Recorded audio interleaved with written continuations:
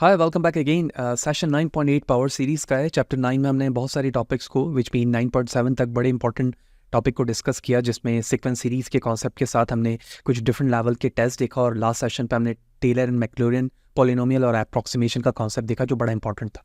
तो इससे रिलेटेड तमाम वीडियोस मेरे YouTube channel Fahd Hussain CS पे मौजूद हैं, जबकि बुक या प्रेजेंटेशन या वट जो चीज़ें मैं शेयर कर रहा होता हूँ अपने वीडियो को, वो मेरे blog Fahd Hussain CS blogspot.com पर है। दोनों का लिंक वीडियो के डिस्क्रिप्शन पे विथ ईज़ आप इन्हें वॉच कर सकते हैं। राइट तो पावर सीरीज़ के कॉन्सेप्ट को समझने के लिए सबसे पहले तो हमें एक रिकॉल करना होगा कॉन्सेप्ट को जो हमने प्रीवियस सेशन पे पढ़ा, यानी पॉलिनोमियल अप्रॉक्सीमेशन, जिसमें हमने मैक्लॉरिन और टेलर के कॉन्सेप्ट को देखा था। तो अगर मैं उसी कॉन्सेप्ट को रिकॉल करूं थोड़ी देर के लिए, तो हमने एक्सपोनेंशियल एक्स जो सबसे एक मोस्ट फेमस फंक्शन है कैलकुलस के कॉन्सेप्ट में, तो वहाँ पर हमने फंक्शन को अप्रॉक्सीमेट करता हुआ देखा मैक्लॉरिन सीरीज़ के जरिए से, जिसमें हमने फर्स्ट ऑर्डर डेरिवेटिव या first order polynomial, second order, इस तरह के फॉर्मेट देखे थे। तो अगर आपको याद हो तो फर्स्ट ऑर्डर में या फर्स्ट डिग्री के अंदर हम 1 + x फिर x स्क्वायर अपॉन 2 फिर x cube upon 3 factorial 4 and 5 इस तरह के कॉन्सेप्ट होते थे, और ये तमाम वैल्यूज nth ऑर्डर तक जाती थी। और ये nth ऑर्डर किसी एक स्पेसिफिक फंक्शन को, यानी अगर मैं इसको एक्सपोनेंशियल कह रहा हूँ तो वो वैल्यूज किसी भी स्पेसिफिक पॉइंट से शुरू होती थी और आहिस्ता आहिस्ता अपने आप को क्या करती रहती थी, अप्रॉक्सीमेट करती रहती थी, वो एक्सपोनेंशियल के x के बिल्कुल नियर हो जाती थी। तो अगर आप बगौर देखें तो ये एक्सपोनेंशियल x क्या कर रहा है, ये एग्जैक्टली रिप्रेजेंट कर रहा है एक इनफाइनाइट सीरीज को। क्यों? क्योंकि ये n ऑर्डर तक जाता है। और इसमें एक और एडिशनल कॉन्सेप्ट देखते हैं हम कि ये पावर सीरीज की डेफिनेशन को भी फुलफिल करता है, क्योंकि इसमें आप पावर को फ्रॉम असेंडिंग ऑर्डर तो क्या देख रहे हैं, इंक्रीज देख रहे हैं, यानी इंक्रीजिंग वैल्यूज के साथ मौजूद है 1 2 3 4, और ये nth ऑर्डर तक जा रहा है। तो इसी कॉन्सेप्ट को हम पावर सीरीज कह रहे होते हैं। और अगर मैं इसे एक्सपेंड करके nth ऑर्डर में लिखूं तो शायद इसका फॉर्मेट कुछ यूं हो जाएगा। ठीक है, अब अगर हम प्रोफेशनली लेवल पे कैलकुलस के रिस्पेक्ट से डेफिनेशन देखें तो इसकी प्रोफेशनल लेवल पे डेफिनेशन बनती है पावर सीरीज की कि let x be the variable then the infinite series of the form is this one. तो हमारे पास एक वेरिएबल है x, तो उस x के रिस्पेक्ट से अगर हमें कोई सीरीज बनाई दी जाए जो एक इनफाइनाइट सीरीज हो, जैसे अभी हमने एक्सपोनेंशियल x को देखा, तो इस तरह से इस सीरीज को लिखा जा सकता है। ठीक, जो एक इनफाइनाइट फॉर्म को क्योंकि nth ऑर्डर में दी जा रही है तो इसको हम इस तरह से ओपन कर रहे होते हैं। ठीक, और यही ऑर्डर अभी हमने ऊपर भी देखा था। तो a0 + a1 x1 ये हो गया हमारा फर्स्ट ऑर्डर, फिर उसके बाद सेकंड ऑर्डर, थर्ड ऑर्डर, और ये इस तरह से बढ़ते जाएगा। तो nth यहाँ पर जो है वो nth ऑर्डर है, जबकि x वेरिएबल है। इसको ऑर्डर पावर सीरीज, यानी इसे पावर सीरीज कहा जा रहा है। और अगर जर्नली इसको मोर जर्नली हम इनफाइनाइट सीरीज को एक्सपेंड करें in a form of the power series, तो ये कुछ नोटेशन, ये इसका इक्विवेलेंट नोटेशन कुछ यूं बन जाता है। इसमें a और c ये दोनों कांस्टेंट वैल्यूज है, जबकि x यहाँ पर वेरिएबल होगा।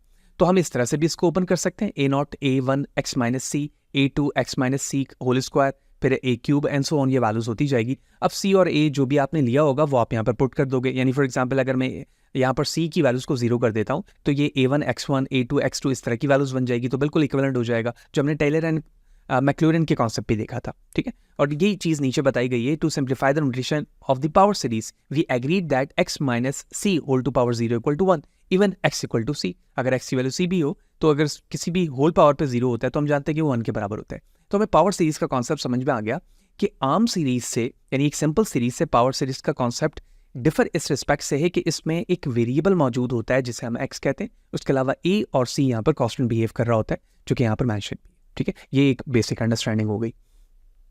अब पावर सीरीज को अगर हम देखें कॉन्सेप्शनली तो वो किस किस तरह से हो सकता है। For example the following series is centred at c, यानी इस सीरीज को हमने अंडरस्टैंड किया x upon n divide by n factorial, तो ये सेंटर्ड हो रहा है एक वैल्यू 0 की तरफ। ठीक है, इसको हम एक्सपेंड करें तो इसकी एक्सपेंडिंग वैल्यूज इस तरह से जाएगी। इसी तरह से कोई सीरीज किसी दूसरे पॉइंट पे भी सेंटर्ड हो सकता है, जैसे -1 जो हमने ग्राफ में यूज़ किया था, यानी फॉर एग्जांपल दिस वन जो हमने ग्राफ इनिशियली प्लॉट किया था कि ये वैल्यूज क्या हो सकती है, ये c है। ठीक है, हम इसे 0 लेकर कर सकते हैं, 1 करके, -1 करके, इस तरह से। तो जब मैंने सेंटर्ड वैल्यूज 0 की है तो इस सीरीज को इस तरह से एक्सपेंड करके दिखाया जा रहा है। ठीक है, और ये अल्टरनेटिव सीरीज बन रही है प्लस माइनस के साथ इस तरह से। ठीक है, एक टेस्टिंग टेक्निक है। ये भी पावर सीरीज के कॉन्सेप्ट को रिप्रेजेंट कर रहा है क्योंकि nth ऑर्डर है और वेरिएबल x के साथ है। इसी तरह से एक और सीरीज दिखाई गई है जो सेंटर्ड वैल्यूज 1 के साथ है, तो 1/n x - 1, इसी तरह से ये वैल्यूज एक्सपेंड होती जा रही है एंड सो ऑन। अब हमें कॉन्सेप्ट तो समझ में आ गया कि पावर सीरीज एक्चुअली पहचानी कैसे जाएगी, ठीक है, और वो किस तरह से लिखी जाएगी। अब हमें ये देखना है कि अगर हमें कोई पावर सीरीज दी जाती है तो हमें ये टेस्टिंग भी तो देखनी पड़ेगी ना कि हम उस पावर सीरीज को किस तरह से कॉन्सेप्शनली बता सकते हैं कि वो कन्वर्जेंस है या फिर डाइवर्जेंस है। तो यहाँ पर इसके लिए दो कॉन्सेप्ट इस्तेमाल होते हैं, रेडियस और इंटरवल का। ठीक है, रेडियस एक्चुअली एक वैल्यू है जो डिसाइड करती है कि अगर कन्वर्जेंस की वैल्यूज उस आर के बराबर आ रही है तो एक क्राइटेरिया बनेगा, इसी तरह से ग्रेटर देन है तो एक क्राइटेरिया और लेस देन है तो एक क्राइटेरिया, और इंटरवल उसकी बाउंड्री होगी। ठीक है, वही चीज़ यहाँ पर बताई जा रही है। A power series is x can be viewed as a function x. ठीक है, पावर सीरीज एक्स है और उसको देखा जा सकता है फंक्शन एक्स के जरिए से।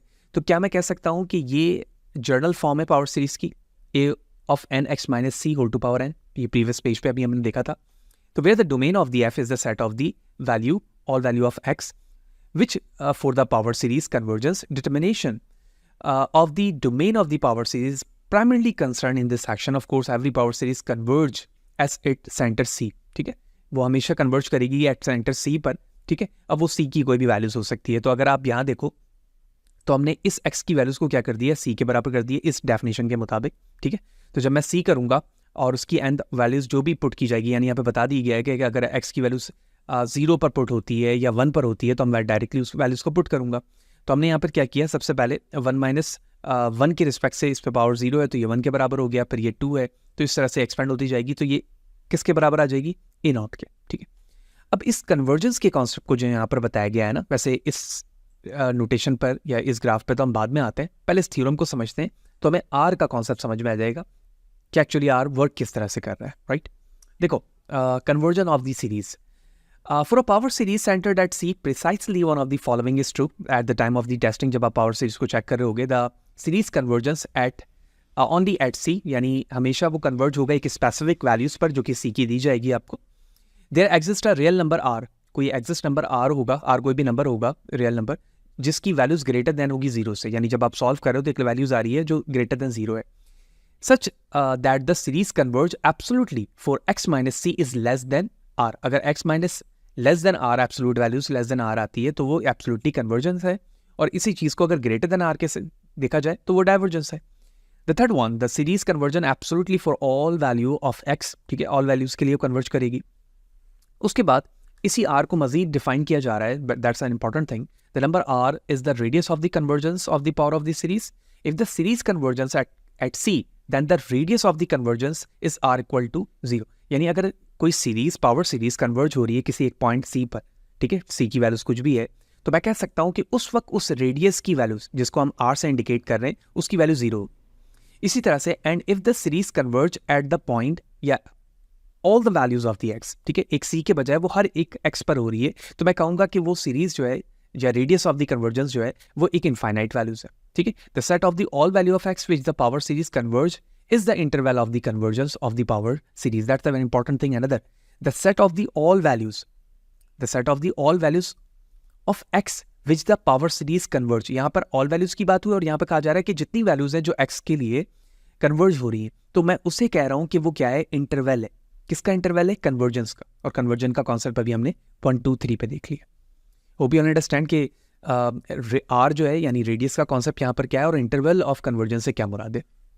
अब देखो जो पॉइंट यहाँ पर बात हो रही थी ना, पॉइंट सी जो लिखा आ रहा था बार बार, ठीक है, और उस सी के बजाय फिर एक एक्स का कॉन्सेप्ट आ रहा था, उसे हम समझते हैं।